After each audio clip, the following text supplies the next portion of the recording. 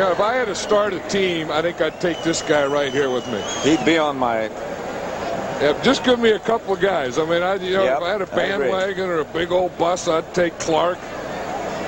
Joe Montana, if he was still healthy. Lawrence Taylor. Yep. I'd take Reggie White. Right now, I might say give me, on offense, give me Gary Clark and Dan Marino and 9 other guys.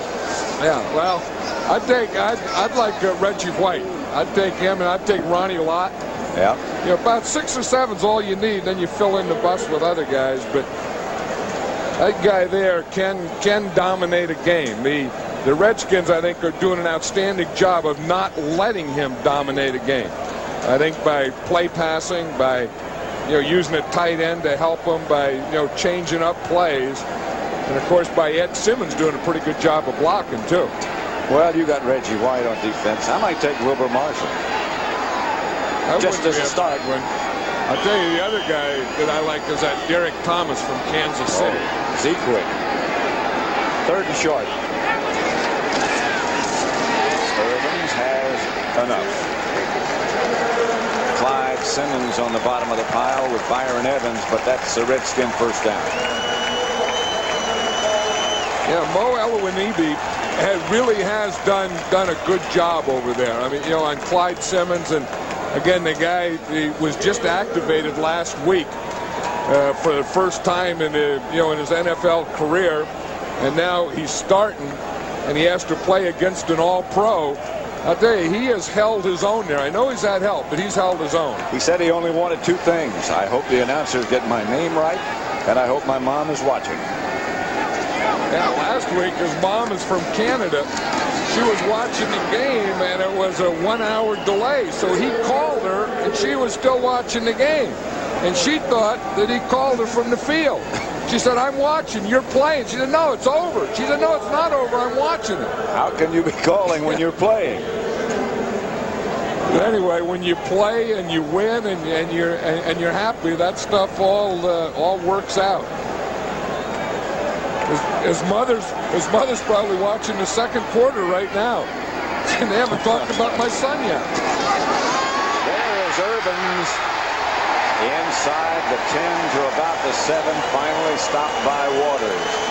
A gain of 12. And you know this kind of movement, running the football, makes Joe Gibbs delighted. Well, they start off with a great double team up there. Schlereth, the right guard, Ed Simmons, the right tackle. They got movement there. They took the guy back 5 yards. That created a hole that anyone could have run through. And when you get in that secondary, you are going to have a collision with a safety, and that safety was Waters. Jacoby came over and just smothered the other side. I've never seen anyone carried off like that. Well, it was his knee, Pat, as he hit Ricky Irvins at the end of the play. His knee got caught up under him and twisted backward. Irvins again on first down inside the 5. You can say what you want to about Andre Waters, but he is one tough, hard-hitting guy. Let's watch this play again. You'll see he's going to come in and really make a hit here. Now, if you just watch, you see right there his knee gets twisted back. You see the knee right there. That's where it gets twisted back as he falls over Ricky Irvins. That gives you an idea, too, how strong Ricky Irvins is.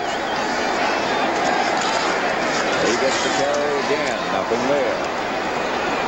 But that Joyner made the stop. But that play before that was a great double team by Mark Schlereth and Ed Simmons. And then, as you said, Joe Jacoby came through and made the trap. And that really cleaned out a hole for Ricky Irvins. The only guy left was Andre Waters. Unless you've been up next to Joe Jacoby, you don't realize how big he is. He is huge. Yeah, and when you talk about, guys that are big and strong, and as Jerry Ball said, the scary thing is he can do something with it. You got a tough guy. Griffin throws it out of the end zone on 3rd down. And here comes Low Miller again. And again, the Redskins get close, but no touchdown. But again, they can make the plays and they can make big plays, but they can't make plays consistently. And again, you're not going to keep Reggie White out, and you're not going to keep him off your quarterback all day. Reggie White caused that incompletion. 21-yard attempt by Chip Lohmiller, who's 1 out of 2 today. Lohmiller is good. And the Redskins increase their lead to 10 points, 13-3. RFK Stadium in Washington. Pat Summerall with John Madden. The Redskins have not been very successful in the fourth quarter. 31-9 outscored by their opponents.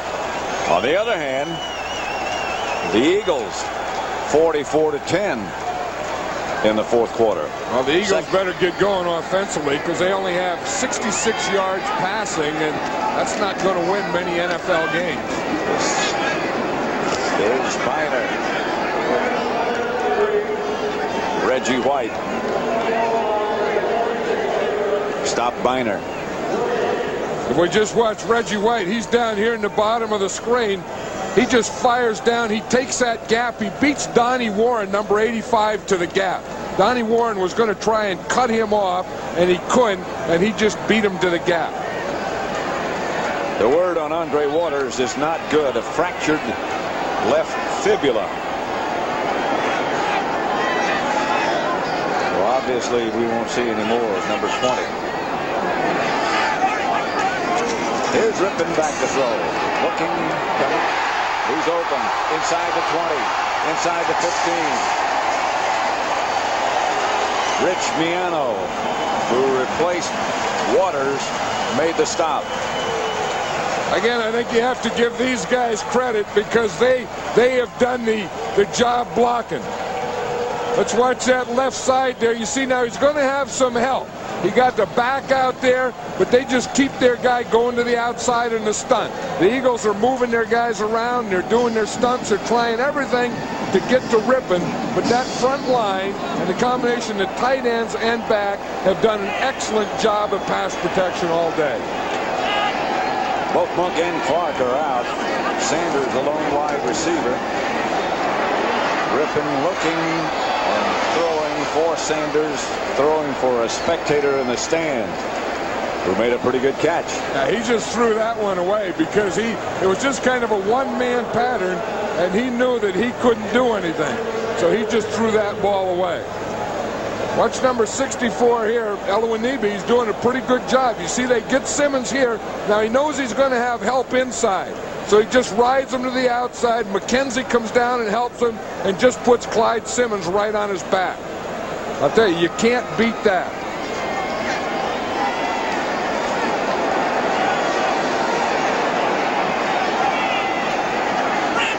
Second down and 10.